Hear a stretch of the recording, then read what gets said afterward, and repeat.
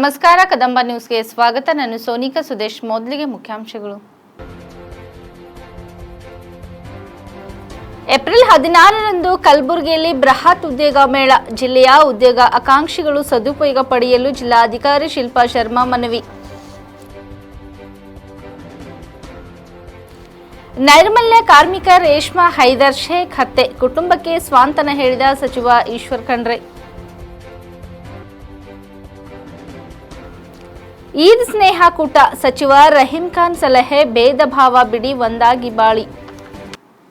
ಸುದ್ದಿಯ ವಿವರಗಳು. ಇದೇ ಏಪ್ರಿಲ್ 16ರಂದು ಕಲಬುರಗಿಯಲ್ಲಿ ನಡೆಯುವ ಬೃಹತ್ ಉದ್ಯೋಗ ಮೇಳ ನಡೆಯುತ್ತಿದ್ದು, ಈ ಉದ್ಯೋಗ ಮೇಳದ ಸದುಪಯೋಗವನ್ನು ಜಿಲ್ಲೆಯ ಉದ್ಯೋಗಿ ಆಕಾಂಕ್ಷಿಗಳು ಪಡೆಯಬೇಕೆಂದು ಜಿಲ್ಲಾಧಿಕಾರಿಗಳಾದ ಶಿಲ್ಪಾ ಶರ್ಮಾ ತಿಳಿಸಿದರು. ಅವರು ಸೋಮವಾರ ಜಿಲ್ಲಾಧಿಕಾರಿಗಳ ಕಚೇರಿ ಸಭಾಂಗಣದಲ್ಲಿ ಕೌಶಲ ಅಭಿವೃದ್ಧಿ ಮತ್ತು ಜೀವನ ಉಪಾಯ ಇಲಾಖೆ, ಕರ್ನಾಟಕ ಕೌಶಲ ಅಭಿವೃದ್ಧಿ ನಿಗಮದ ವತಿಯಿಂದ ಏಪ್ರಿಲ್ 16ರಂದು ಕಲಬುರಗಿಯಲ್ಲಿ ಬೃಹತ್ ಉದ್ಯೋಗ ಮೇಳ ಕುರಿತು ವಿವಿಧ ಇಲಾಖೆ ಅಧಿಕಾರಿಗಳೊಂದಿಗೆ ಕರೆದ ಪೂರ್ವಭಾವಿ ಸಭೆಯ ಅಧ್ಯಕ್ಷತೆ ವಹಿಸಿ ಮಾತನಾಡಿದರು. ಜಿಲ್ಲೆಯ ವಿದ್ಯಾವಂತ ನಿರುದ್ಯೋಗಿ ಅಭ್ಯರ್ಥಿಗಳು ಹೆಚ್ಚಿನ ಸಂಖ್ಯೆಯಲ್ಲಿ ಉದ್ಯೋಗ ಮೇಳದಲ್ಲಿ ಭಾಗವಹಿಸುವಂತೆ ಅಧಿಕಾರಿಗಳು ನೋಡಿಕೊಳ್ಳಬೇಕೆಂದು ಸೂಚಿಸಿದರು. ಕಲಬುರಗಿಯಲ್ಲಿ ಪ್ರಾದೇಶಿಕ ಬೃಹತ್ ಉದ್ಯೋಗ ಮೇಳ ಇದ್ದಾಗಿದ್ದು, ನಿರುದ್ಯೋಗಿ ಯುವ ಜನಾಂಗಕ್ಕೆ ಹಾಗೂ ಉದ್ಯೋಗ ಆಕಾಂಕ್ಷಿಗಳಿಗೆ ನೆರವಾಗಲು ಸರ್ಕಾರ ಕ್ರಮ ಕೈಗೊಂಡಿದೆ. ಈ ಹಿನ್ನೆಲೆಯಲ್ಲಿ ಹೆಚ್ಚಿನ ಅಭ್ಯರ್ಥಿಗಳು ಹಾಗೂ ಯುವ ನಿಧಿ ಯೋಜನೆಯಡಿ ಲಾಭ ಪಡೆಯುತ್ತಿರುವ ವಿದ್ಯಾರ್ಥಿಗಳು ಸಹ ದಿನಾಂಕ 10/4/2025 ಆನ್ಲೈನ್ ಮೂಲಕ ಹೆಸರು ನೋಂದಾಯಿಸಿಕೊಳ್ಳುವ ಮೂಲಕ ಉದ್ಯೋಗ ಮೇಳದ ಲಾಭ ಪಡೆಯುವಂತಾಗಬೇಕೆಂದರು. ಇಂದಿನವರೆಗೆ ಬೀದರ್ ಜಿಲ್ಲೆಯಲ್ಲಿ 745 ಅಭ್ಯರ್ಥಿಗಳು ಆನ್ಲೈನ್ ಮೂಲಕ ಹೆಸರು ನೋಂದಾಯಿಸಿಕೊಂಡಿದ್ದಾರೆ. ಈಗಾಗಲೇ ಉದ್ಯೋಗ ಮೇಳದಲ್ಲಿ ಒಟ್ಟು 201 ಕಂಪನಿಗಳು ನೋಂದಣಿ ಮಾಡಿಕೊಂಡಿದ್ದಾರೆ. ಉದ್ಯೋಗ ಆಕಾಂಕ್ಷಿಗಳ ಅನುಕೂಲಕ್ಕಾಗಿ ಗ್ರಾಮ ಪಂಚಾಯತ್, ಗ್ರಾಮೀಣ ನಗರ ಸ್ಥಳೀಯ ಸಂಸ್ಥೆಗಳ ವ್ಯಾಪ್ತಿಯಲ್ಲಿ ಸ್ವಚ್ಛತಾ ವಾಹನಗಳ ಮೂಲಕ ವಾರ್ಡವರು, ಬಸ್ ನಿಲ್ದಾಣ, ರೈಲು ನಿಲ್ದಾಣ, ಪಾಲಿಟೆಕ್ನಿಕ್ ಕಾಲೇಜು, ಡಿಪ್ಲೊಮಾ ಕಾಲೇಜು ಹಾಗೂ ವಿವಿಧ ಕಾಲೇಜುಗಳಲ್ಲಿ ನಿರಂತರ ಪ್ರಚಾರ ಮಾಡುವಂತೆ ಅಧಿಕಾರಿಗಳಿಗೆ ಜಿಲ್ಲಾಧಿಕಾರಿಗಳು ಸೂಚಿಸಿದರು. ಬೀದರ್ ಜಿಲ್ಲೆಯ ಎಲ್ಲಾ ತಾಲೂಕಿನ SSLC, ITI, ಡಿಪ್ಲೊಮಾ, ಯಾವುದೇ ಪದವಿ ಹಾಗೂ ಸ್ನಾತಕೋತ್ತರ ಪದವಿ ಹೊಂದಿರುವ ನಿರುದ್ಯೋಗ ಯುವಕ ಯುವತಿಯರಿಗೆ ವಿವಿಧ ಪ್ರತಿಷ್ಠಿತ ಕಂಪನಿ ಸಂಸ್ಥೆಗಳಲ್ಲಿ ಉದ್ಯೋಗ ಪಡೆಯಲು ಇದೊಂದು ಸುವರ್ಣ ಅವಕಾಶವಾಗಿದ್ದು, ಪ್ರತಿಯೊಬ್ಬರು ವೆಬ್ಸೈಟ್ www.skillconnect.kaushalkar.com ನಲ್ಲಿ ತಮ್ಮ ಹೆಸರುಗಳನ್ನು ನೋಂದಣಿ ಮಾಡಿಕೊಂಡು ಪ್ರಾದೇಶಿಕ ಮಟ್ಟದ ಬೃಹತ್ ಉದ್ಯೋಗ ಮೇಳದ ಸದುಪಯೋಗ ಪಡೆದುಕೊಳ್ಳಬೇಕೆಂದರು. ಹೆಚ್ಚಿನ ಮಾಹಿತಿಗಾಗಿ ಸಹಾಯವಾಣಿ ಸಂಖ್ಯೆ 08022075030ಗೆ ಸಂಪರ್ಕಿಸಬೇಕೆಂದು ತಿಳಿಸಿದರು.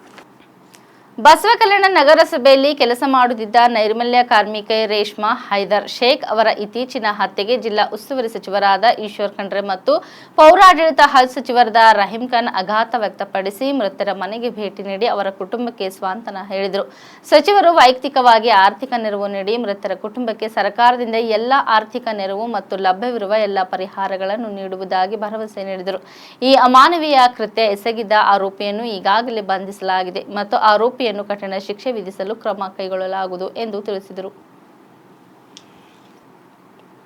ಮನುಷ್ಯರೆಲ್ಲರೂ ಭೇದ ಭಾವ ಬಿಟ್ಟು ಒಂದಾಗಿ ಬಾಳಬೇಕು ಎಂದು ಪೌರ ಆಡಳಿತ ಹಾಗೂ ಹಜ್ ಸಚಿವ ರಹೀಂ ಖಾನ್ ಹೇಳಿದರು. ಜಮಾತೆ ಇಸ್ಲಾಮಿ ಹಿಂದ್ ಸದ್ಭಾವನಾ ಮಂಚ್ ಹಾಗೂ ರಬ್ತಾ-ಎ-ಮಿಲಾತ್ ವೇದಿಕೆ ವತಿಯಿಂದ ರಂಜಾನ್ ಪ್ರಯುಕ್ತ ನಗರದ ಪೂಜೆ ಚನ್ನಬಸವ ಪಟ್ಟ ದೇವರ ರಂಗಮಂದಿರದಲ್ಲಿ ಭಾನುವಾರ ಆಯೋಜಿಸಿದ್ದ ಈದ್ ಸ್ನೇಹ ಕೂಟದಲ್ಲಿ ಅವರು ಮಾತನಾಡಿದರು.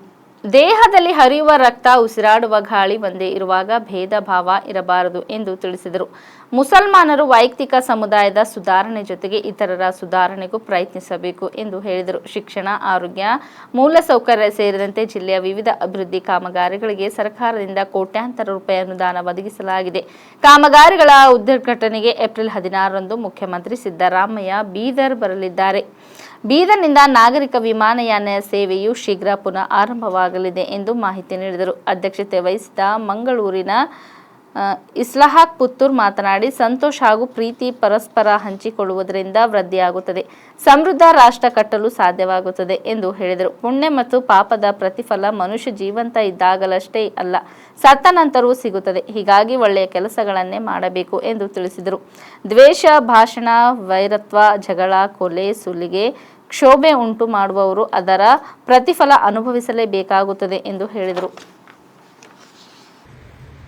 नमाज, रोज़ा, नेक काम हम किए हैं. इंशाअल्लाह फिर आने वाले रमजान तक इसी तरह करते रहेंगे, क्योंकि रमजान एक ही महीना हम अच्छे काम करें, लोगों को मदद करें। भूख प्यास क्या है, खुदा को याद करें, इस तरह से इस्लाम में ये चीजें नहीं है।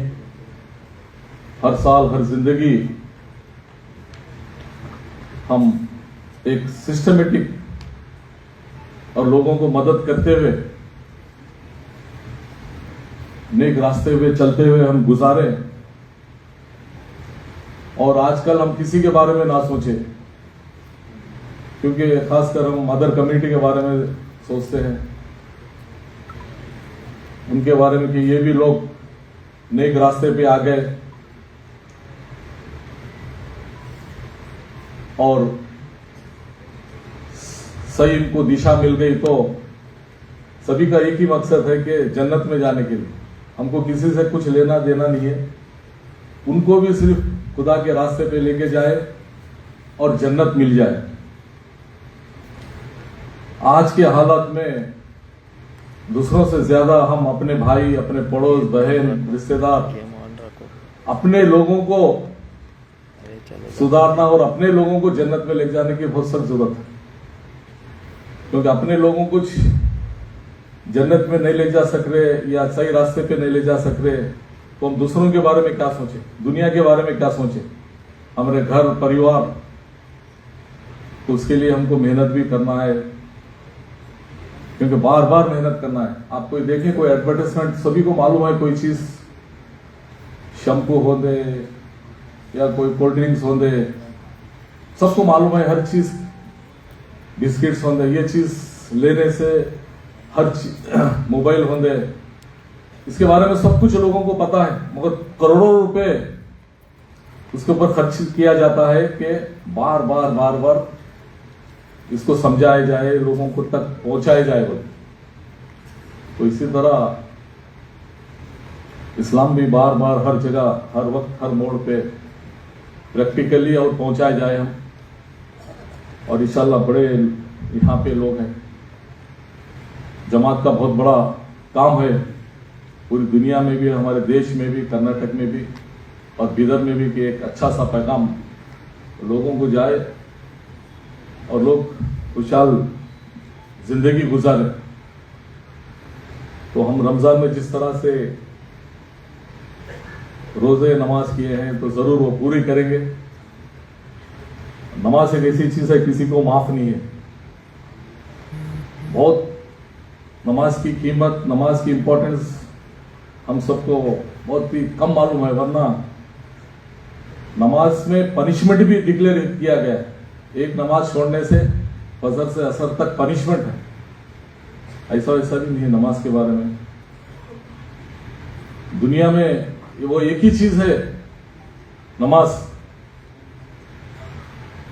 वो दुनिया में उतरी नहीं नमाज, बाकी के सब कुछ नमाज को छोड़ के सब कुछ दुनिया में उतरी है। रोजा ले लो, आपको नीचे मिला है। कुरान शरीफ ले लो, नीचे मिला है। हज ले लो, नीचे मिला। हर दुनिया की हर चीज, पूरी जो दुनिया दिख रही है, इंसान भी नीचे मिला है। चाहे तो चाहता तो अल्लाह नमाज भी नीचे देता था, मगर नमाज नीचे नहीं मिली हमको। सातों आसमान में बुला के अपने हबीब को देने वाले कौन है, लेने वाले कौन है भी। तो वो नमाज सातों आसमान पे मिली है,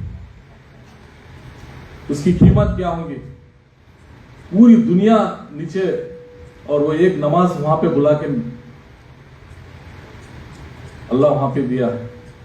तो वैसी नमाज को हम केयर नहीं करते। हो सकता है सीनियर लोग, आप, हम सब थोड़े बहुत कर रहे हैं, लेकिन नौजवानों में खासकर कई चीजों में मेन नमाज छूट गई है। नमाज से कंट्रोल में हम आते हैं। तो ऐसे कई चीजें हैं। लोग जात पात के बारे में बोलते हैं, बहुत सी चीजें आजकल ज्यादा हो गई। जितना एजुकेशन बढ़ रहा है, एजुकेशन किसके लिए होता है कि इंसान समझदार बन के अच्छाई फैलाए बोल के, मगर इंसान ज्यादा एजुकेशन लेके अच्छाई के बदले बुराई, गलत चीजें फैला रहा है। जो सांस ले रहे हैं इतने इसमें हम बैठे हैं, सभी समाज के लोग मिक्स हैं इसमें। हम सांस छोड़ रहे हैं और बाजू वाले ले रहे हैं, सामने वाले ले रहे हैं, और वो सांस क्या होती है आप लोगों को पता है, मालूम है नहीं। सांस जब हम छोड़ते हैं तो खराब सांस छोड़ते हैं, वो सांस पूरी मिक्स हो गई, सभी लोग ले रहे हैं पूरी दुनिया में, उसको रोक रहे नहीं। भाई ये आपकी सांस है, आपका ऑक्सीजन है, हमारा ऑक्सीजन है। आजू बाजू ऑफिस में बैठे हैं, फंक्शनों में बैठे हैं, कार के बैठे हैं, गाड़ी में, प्लेन में, सब एक को एक छोड़ रहे ऑक्सीजन।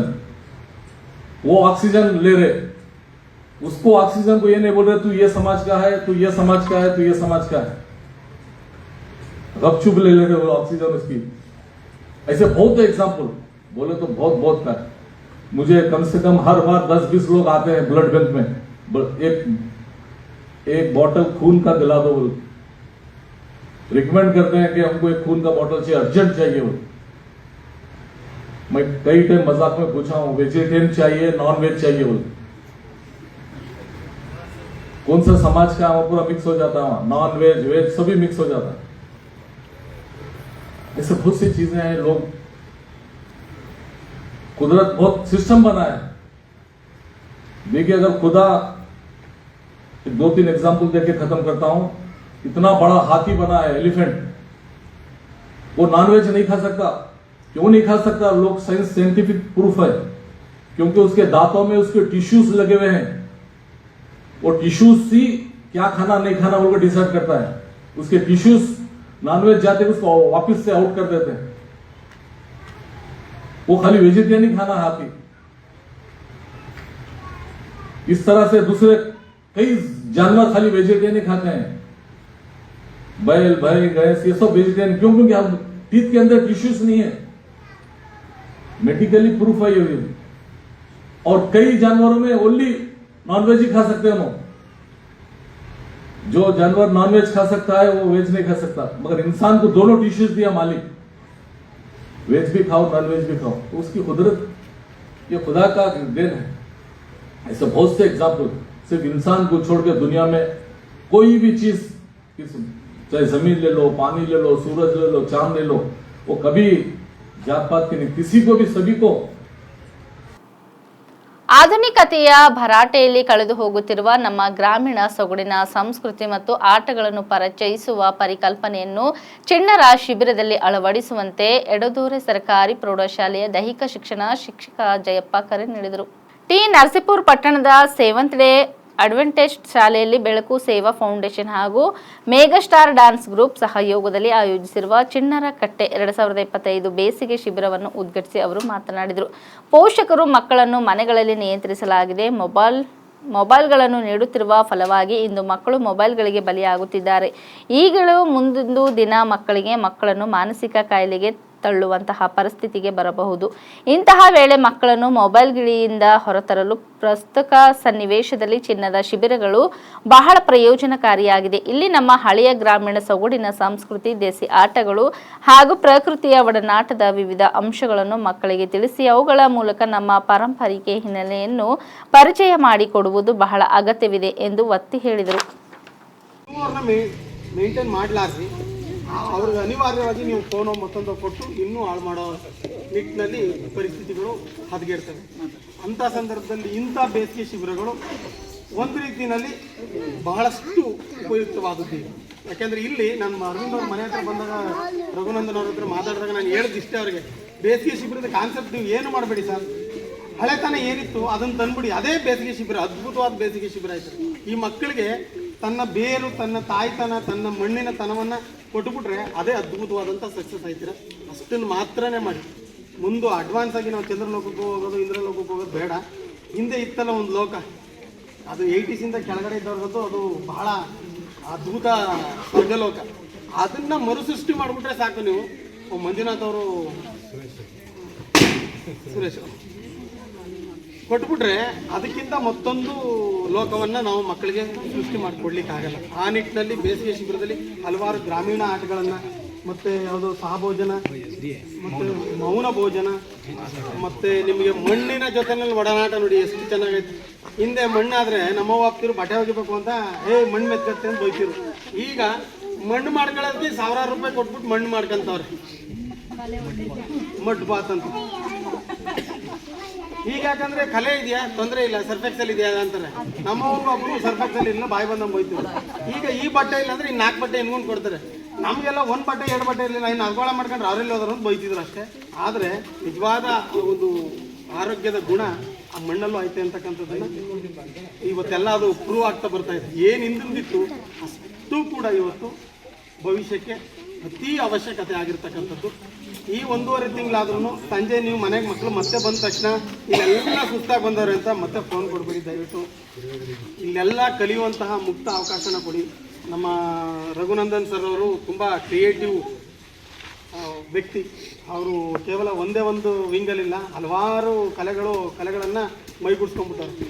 ಹಂಗಾಗಿ ಅವ್ರ ಹತ್ರ ಇರ್ತಕ್ಕಂಥ ಕಲೆಗಳನ್ನು ಆ ಮಕ್ಕಳು ನೀವು ದಾರೆ ಏನಿದೆ ಅವರು ಹೀರ್ಕೊಳ್ಳಿ ಇದನ್ನು. ಮತ್ತು ನನಗೆ ಭಾಳ ಖುಷಿಯಾದದ್ದು ನಮ್ಮ ಬೆಳಕು ಫೌಂಡೇಶನ್ ಅರವಿಂದ್ ಮತ್ತು ನಮ್ಮ ಚೇತನ್ ಅವರೆಲ್ಲ ಅವರು ನಾವು ನೋಡಿದ ಮಟ್ಟಿಗೆ ಸಹಯೋಗದೊಂದಿಗೆ ಏನು ಒಂದು ಈ ಚಿನ್ನದ ಕಟ್ಟೆ ಬೇಸಿಗೆ ಶಿಬಿರವನ್ನು ಆಯೋಜಿಸಿದ್ದಾರೆ. ಈ ಒಂದು ಬೇಸಿಗೆ ಶಿಬಿರವನ್ನು ಇಲ್ಲಿ ಸೇರುವಂಥ ಎಲ್ಲ ಮಕ್ಕಳು ಮತ್ತು ಪೋಷಕರು ಉಪಯೋಗಿಸ್ಕೊಳ್ಳೋದ್ರ ಜೊತೆಗೆ ಇನ್ನೂ ಹಲವಾರು ಜನರಿಗೆ ಹೇಳಿ ಮಕ್ಕಳನ್ನು ಈ ಒಂದು ಚಿನ್ನದ ಕಟ್ಟೆಗೆ ಸೇರ್ಪಡಿಸ್ಬೇಕು, ಅವ್ರನ್ನ ಇಲ್ಲಿಗೆ ಸೇರ್ಪಡೆ ಮಾಡಲಿಕ್ಕೆ ಪ್ರಯತ್ನ ಪಡಬೇಕು ಅಂತ ನಾವು ವಿನಂತಿಸ್ಕೊತೀವಿ. ಕಾರಣ ಏನು ಅಂತ ಹೇಳಿದ್ರೆ ಎಲ್ಲರೂ ಬ್ಯುಸಿ ಶೆಡ್ಯೂಲಲ್ಲಿ ಇರ್ತಾರೆ. ಬ್ಯುಸಿ ಶೆಡ್ಯೂಲರ್ ಇರೋ ಕಾರಣದಿಂದ ಮನೇಲೇ ಅವರ ಕೆಲಸಗಳು ಇದ್ರ ಮೇಲೆ ಓದಿದ ಗಮನ ಜಾಸ್ತಿ ಆದ್ದರಿಂದ ಮಕ್ಕಳ ಮೇಲೆ ಗಮನ ಏನು ಅಂತಾರೆ ಆ ಒಂದು ನಿಮಿಷದಲ್ಲಿ ಎಷ್ಟು ಬೇಕೋ ಅಷ್ಟು ಗಮನ ಹರಿಸ್ತಾರೆ. ಅದನ್ನು ಹೊರತುಪಡಿಸಿ ಈ ಥರ ಒಂದು ಬೇಸಿಗೆ ಶಿಬಿರಕ್ಕೆ ಸೇರಿಸಿದ ಸಂದರ್ಭದಲ್ಲಿ ಮಕ್ಕಳು ಬೇರೆ ಮಕ್ಕಳ ಜೊತೆ ಬೇರೆಲಿಕ್ಕೆ ಅವಕಾಶ ಆಗುತ್ತೆ. ಇದು ಮೊದಲನೇದು. ನಾವು ಬೇರೆ ರೀತಿ ಮಕ್ಕಳ ಜೊತೆ ಬೆರ್ತಂಥ ಸಂದರ್ಭದಲ್ಲಿ ಅವ್ರು ಈಕ್ವಲ್ ಏಜಸ್, ಈಗ ನಾವು ಏನೇನು ಬಯಸಿದ್ರು ನಮ್ಮ ಈಕ್ವಲೆಂಟ್ ಏಜು ಅಥವಾ ನಮಗೆ ಒಂದು 2 ವರ್ಷ ಹಿಂದೆ ಮುಂದೆ ಇರೋರ ಜೊತೆ ನಾವು ಮಾತಾಡಿದ್ರೆ ಅವ್ರಿಗೂ ಅವ್ರ ಮಾತು ನಮ್ಗೆ ಇಡಿಸುತ್ತೆ, ನಮ್ಮ ಮಾತು ಅವ್ರಿಗೆ ಇಡಿಸುತ್ತೆ. ಅದನ್ನು ಹೊರತುಪಡಿಸಿ ನಮಗಿನ ಒಂದು 10 ವರ್ಷ 15 ವರ್ಷ ಡಿಫ್ರೆನ್ಸ್ ಇರೋಂಥವ್ರ ಜೊತೆ ನಾವೇನೇ ಹೇಳಿದ್ರು ಅವ್ರಿಗೆ ಇದನ್ನು ತುಂಬ ಓವರ್ ಆಯಿತು ಅಂತ ಅನಿಸುತ್ತೆ. ಅವರೇನೇ ಮಾತಾಡಿದ್ರು ನಮಗನ್ಸುತ್ತೆ ಯಾಕೆ ಈ ಮಕ್ಕಳು ಇಷ್ಟು ತೀರಾ ಅಡ್ವಾನ್ಸಾಗಿ ಮಾತಾಡ್ತಾರೆ, ಇದು ಸಹಜ. ಸೊ ನಾವೀಗ ಈ ಒಂದು ಕಾರ್ಯಕ್ರಮದಲ್ಲಿ ಭಾಗವಹಿಸೋದ್ರಿಂದ ಮಕ್ಕಳು ಅವ್ರ ಮೆಂಟಾಲಿಟಿ ಇರೋದ್ರ ಜೊತೆಲೇ ಇರಿದಾಗ ನಾವೇನು ಅಡಿಕ್ಷನ್ ಆಗಿದ್ದಾರೆ ಮೊಬೈಲ್ಗೆ ಅದನ್ನೆಲ್ಲ ಬಿಡಿಸ್ಬೇಕು ಅಂತ ಏನೋ ಒಂದು ಪ್ರಯತ್ನ ಮಾಡಬೇಕು ಅಂತ ಇದ್ವಿ, ಆಟೋಮೆಟಿಕ್ಕಾಗಿ ಆಗುತ್ತೆ. ಒಂದು ಜನಸಂಪರ್ಕ ಇರಬೇಕು, ಒಬ್ರಿಗೊಬ್ರಿಗೆ ಮನುಷ್ಯ ಸಂಪರ್ಕಗಳು ಬೆಳೆದಂಥ ಸಂದರ್ಭದಲ್ಲಿ ಅವ್ರೇನು ಮಾಡ್ತಾರೆ ಅಟ್ಲೀಸ್ಟ್ ಅವ್ರ ಮನೆಗೆ ಹೋಗಿ ಬರೋ ಅಂಥದ್ದು ಮಾಡೋ ಅಂಥದ್ದು. ಈಗೇನು ನನ್ನ ಮಟ್ಟಿಗೆ ಸ್ನೇಹಿತರ ಮನೆಗೆ ಹೋಗಿದ್ದು ಬರೋವಂಥದ್ದು ಅಂತಂದರೆ ಅದೊಂದು ದೊಡ್ಡ ಸಾಧನೆ ಅಂತ ರೀತಿ. ಇವ್ರ ಅಪ್ಪ ಅಮ್ಮ ಕರ್ಕೊಂಡೋಗಿ ಅವ್ರ ಮನೆಗೆ ಬಿಟ್ಟು ಎಲ್ಲ ಹುಷಾರು ಹೇಳಿ ಬರೋ ಅಂಥದ್ದು. ನಮ್ಗೆ ಯಾರಿಲ್ಲ, ನಾವು ಎಲ್ಲರ ಮನೆಯೂ ಸುತ್ತಾ ಇದ್ವಿ. ಬೆಳಿಗ್ಗೆ ಹೋದ್ರೆ ನಾವು ಎಷ್ಟೊತ್ತು ಬರ್ತೀವಿ ಅಂತಲೇ ನಮಗೆ ಗೊತ್ತಿರ್ತಿರಲಿಲ್ಲ. ಮನೇಲಿ ಏನು ಕೇಳ್ತಾ ಇರಲಿಲ್ಲ. ಅವ್ರಿಗೇನಂದ್ರೆ ಕೆಟ್ಟದ್ರು ಮಾಡಬಾರ್ದು ಅನ್ನೋದು ಅಷ್ಟೇ ಇತ್ತು. ನಾವು ಬೀದಿಲೇ ಕುಣಿತಾ ಇದ್ವಿ, ಮರ ಹತ್ತಿದ್ವಿ, ಮರ ಕೋತಿ ಆಡ್ತಿದ್ವಿ, ಕೆರೆಯಲ್ಲಿ ಬಿದ್ವಿ, ನದಿಗೆ ಬಿದ್ವಿ, ಈಜು ಕಲ್ತ್ವಿ. ನಮ್ಗೆ ಯಾವುದನ್ನು ನಾವು ಎಲ್ಲನೂ ಕಲ್ತಿದ್ದೀವಿ. ನಮ್ಗೆ ಯಾವ್ದು ಸ್ಕೂಲಲ್ಲೂ ನಾವು ಸೇರ್ಕೊಳ್ಳಲ್ಲ. ಇವಾಗ ಸ್ವಿಮ್ಮಿಂಗ್ ಕಲಿಬೇಕಂದ್ರೆ ಸ್ವಿಮ್ಮಿಂಗ್ ಪೂಲಿಗೆ ಕಳಿಸ್ಬೇಕು. ಜೊತೆಗೆ ಆ ಥರ ಇದೆ. ಹಿಂದೆ ಹೊಳೆಯಲ್ಲಿ ಸಾಕಷ್ಟು ಮರಳಿರ್ತಿತ್ತು, ನಾವು ಆಡ್ತಿದ್ವಿ, ಈಜು ಕಲಿತಿದ್ವಿ, ಯಾವುದೇ ರೀತಿ ಪ್ರಾಣಾಪಾಯ ಆಗೋಂಥ ಸ್ಥಿತಿ ಇರಲಿಲ್ಲ. ಈಗ ನಾವೇನು ಮಾಡಿದ್ದೀವಿ, ಪರಿಸರನೂ ಹಾಳು ಮಾಡಿದ್ದೀವಿ. ಅಲ್ಲೋಗಿ ಮಕ್ಕಳು ಈಜು ಕಲಿಯೋದು ಮತ್ತೊಂದು ಮಾಡೋದಕ್ಕೂ ಅದಕ್ಕೂ ಅವಕಾಶ ಇದೆ ಬಂದು ಮಾಡಿದ್ವಿ. ಪ್ರತಿಯೊಂದು ಇದೇ ರೀತಿ ನಾವು ಮಾಡ್ಕೊಂಡು ಬಂದಿದ್ದೀವಿ. ಎರಡನೇದಾಗಿ ಏನಂದರೆ ಒಂದು ಫ್ಯಾಷನ್. ನಾವು ಸ್ಲಿಪ್ಪರ್ ಹಾಕೊಂಡ್ರೆ ಹೊರಗಡೆ ಬರೋವಂಥದ್ದು ಅಥವಾ ಶೂ ಹಾಕಿದ್ರೆ ಹೊರಗಡೆ ಬಂದರೆ ನಮಗೇನೋ ಒಂಥರ ನಮ್ಮನ್ನೇನೋ ಡಿಗ್ರೇಡ್ ಅಂತ ಕಾಣ್ತಾರೆ ಅಂತ. ನಾವು ಆ್ಯಕ್ಚುಲಿ ನಾನು ಈ ಕಳೆದ ಒಂದು 8 ವರ್ಷ ನಾನು ನರಸೀಪುರಕ್ಕೆ ಬಂದು ಸೆಟ್ ಆಗಿದ್ದು. ಅದಕ್ಕೆ ಮೊದಲು ನನ್ನ ಪಕ್ಕ ಹಳ್ಳಿ ಚೌವಳ್ಳಿ ಅಂತ ಹೇಳಿ ನಾನು ಚೌವಳ್ಳಿಗೆ ಹೋಗಿ ಸ್ಲಿಪ್ಪರು ಶೂ ಬಿಟ್ಟರೆ ನಾನು ಮತ್ತೆ ನರಸೀಪುರಕ್ಕೆ ಬಂದರೆ ಮಾತ್ರ ನಾನು ಸ್ಲಿಪ್ಪರ್ ಹಾಕ್ತಾಯಿದ್ದೆ, ಶೂ ಹಾಕ್ತಾಯಿದ್ದೆ. ನಾನು ಗದ್ದೆ ಹೋಗ್ತಾಯಿದ್ದೆ, ಗದ್ದೆ ಕೆಲಸ ಮಾಡ್ತಾಯಿದ್ದೆ, ಓಡಾಡ್ತಾ ಇದ್ವಿ. ನಾವು ಯಾವಾಗ ಸ್ಲಿಪ್ಪರ್ ಬೇಕಂತ ನಮ್ಗೆ ಅನಿಸ್ತಾನೆ ಇಲ್ಲ. ನರಸೀಪುರಕ್ಕೆ ಬಂದಮೇಲೆ ಅಕ್ಕಪಕ್ಕದ ಮನೆಯವರು ಓಡಾಡೋರು ಇವರು ಮಾತಾಡ್ತಾರೆ, ಯಾಕೆ ಬರಿಗಾಲು ಅಂತಂತಾರೆ. 1-2 ಸರಿ ನೋಡಿದೆ, ಯಾಕೋ ಬೇಡ ಅಂತ ನಾನು ಶುರು ಮಾಡಿದೆ. ಶಿಕ್ಷಕರಿರುವ ಕಡೆ ಮಕ್ಕಳಿಲ್ಲ, ಮಕ್ಕಳಿರುವ ಕಡೆ ಶಿಕ್ಷಕರಿಲ್ಲ. ಬಹಳಷ್ಟು ತಾಂಡಗಳಿಗೆ ಶಿಕ್ಷಕರು ಹೋಗುವುದೇ ಇಲ್ಲ. ಇಂತಹ ಅವ್ಯವಸ್ಥೆಗಳಿಂದಾಗಿ ಪೋಷಕರು ತಮ್ಮ ಮಕ್ಕಳನ್ನು ಸರ್ಕಾರಿ ಶಾಲೆಗೆ ಕಳುಹಿಸಲು ಹಿಂದೆಟ್ಟು ಹಾಕುತ್ತಿದ್ದಾರೆ ಎಂದು ಮಾಜಿ ಸಚಿವರು ಹಾಗೂ ಔರಾದ್ ಬಿ ಶಾಸಕರಾದ ಪ್ರಭು ಬಿ ಚವ್ಹಾಣ್ ಅವರು ಶಿಕ್ಷಣ ಇಲಾಖೆ ಅಧಿಕಾರಿಗಳ ವಿರುದ್ಧ ಆಕ್ರೋಶ ವ್ಯಕ್ತಪಡಿಸಿದರು. ಔರಾದ್ ಬಿ ತಾಲೂಕು ಪಂಚಾಯತ್ ಕಚೇರಿ ಸಭಾಂಗಣದಲ್ಲಿ ಜರುಗಿದ ತ್ರೈಮಾಸಿಕ ಕೆಡಿಪಿ ಪ್ರಗತಿ ಪರಿಶೀಲನಾ ಸಭೆಯಲ್ಲಿ ಅಧ್ಯಕ್ಷತೆ ವಹಿಸಿ ಅವರು ಮಾತನಾಡಿದರು. ನಾನು ಕ್ಷೇತ್ರದೆಲ್ಲೆಡೆ ಗ್ರಾಮ ಸಂಚಾರ ನಡೆಸಿ ಪ್ರತಿ ಶಾಲೆಗೆ ಭೇಟಿ ನೀಡಿ ಸಮಸ್ಯೆಗಳನ್ನು ಕಣ್ಣಾರೆ ವೀಕ್ಷಿಸಿದ್ದೇನೆ. ಅಧಿಕಾರಿಗಳು ಕೂಡ ಜೊತೆಲಿದ್ದರೂ ಸರ್ಕಾರಿ ಶಾಲೆಗಳು ಸಮಸ್ಯೆಗಳ ಅಗಾರಗಳಾಗಿವೆ. ಶಿಕ್ಷಕರು ಬೋಧನೆಗಿಂತ ರಾಜಕೀಯ ಹೆಚ್ಚಾಗಿ ಮಾಡುತ್ತಿದ್ದಾರೆ. ಹೀಗಾದರೆ ಶಿಕ್ಷಣದ ಪರಿಸ್ಥಿತಿ ಏನಾಗಬಹುದೆಂದು ಕಳವಳ ವ್ಯಕ್ತಪಡಿಸಿದರು. ಅಧಿಕಾರಿಗಳು ಇಲಾಖೆಯನ್ನು ಸುಧಾರಿಸಲು ಪ್ರಥಮ ಆದ್ಯತೆ ನೀಡಬೇಕು. ಶಿಕ್ಷಕರ ತಾರತಮ್ಯ ಸರಿಪಡಿಸಿ ಫಲಿತಾಂಶ ಸುಧಾರಣೆಗೆ ಒತ್ತು ಕೊಡಬೇಕು. ಎಲ್ಲ ಶಿಕ್ಷಕರು ತಪ್ಪದೆ ಶಾಲೆಗಳಿಗೆ ಹೋಗಿ ಪಾಠ ಮಾಡುವಂತಾಗಬೇಕು. ಶಿಕ್ಷಕರು ಮನೆ ಮನೆಗೆ ಭೇಟಿ ನೀಡಿ ಮಕ್ಕಳ ದಾಖಲಾತಿ ಹೆಚ್ಚಿಸುವಂತೆ ಮಾಡಬೇಕೆಂದು ಕ್ಷೇತ್ರ ಶಿಕ್ಷಣಾಧಿಕಾರಿ ಬಿಜೆ ರಂಗೇಶ್ ಅವರು ಸೂಚಿಸಿದರು. ಎಲ್ಲ ಶಾಲೆಗಳಲ್ಲಿ ಕಡ್ಡಾಯವಾಗಿ ಕುಡಿಯುವ ನೀರು, ಶೌಚಾಲಯ, ಆಟದ ಮೈದಾನ, ಉದ್ಯಾನ, ಕಾಂಪೌಂಡ್ ಗೋಡೆ ನಿರ್ಮಿಸಬೇಕೆಂದು ಹಲವಾರು ಸಲ ಹೇಳಿದ್ದೇನೆ. ಈ ವಿಷಯವನ್ನು ಗಂಭೀರವಾಗಿ ಪರಿಗಣಿಸಬೇಕು. ನಾನು ಶಿಕ್ಷಣದ ಅಭಿವೃದ್ಧಿಗೆ ಮೊದಲ ಆದ್ಯತೆ ನೀಡಿದ್ದು ಶಾಲಾ ಕಾಲೇಜುಗಳ ನಿರ್ಮಾಣ, ಮೂಲಸೌಕರ್ಯಗಳನ್ನು ಒದಗಿಸುವುದು ಸೇರಿದಂತೆ ಇಲಾಖೆಯ ಎಲ್ಲ ಅಗತ್ಯಗಳನ್ನು ಪೂರೈಸುತ್ತಿದ್ದೇನೆ. ಅದಕ್ಕೆ ತಕ್ಕಂತೆ ಅಧಿಕಾರಿಗಳು ಕೆಲಸ ಮಾಡಬೇಕೆಂದು ಹೇಳಿದರು. ಇಲ್ಲಿವರೆಗೆ ಸುದ್ದಿ ಕೊಟ್ಟಿದ್ದು ನಾನು ಸೋನಿಕಾ ಸುದೇಶ್. ಮುಂದಿನ ಸುದ್ದಿಯೊಂದಿಗೆ ಮತ್ತೆ ಭೇಟಿಯಾಗೋಣ. ವಂದನೆಗಳು.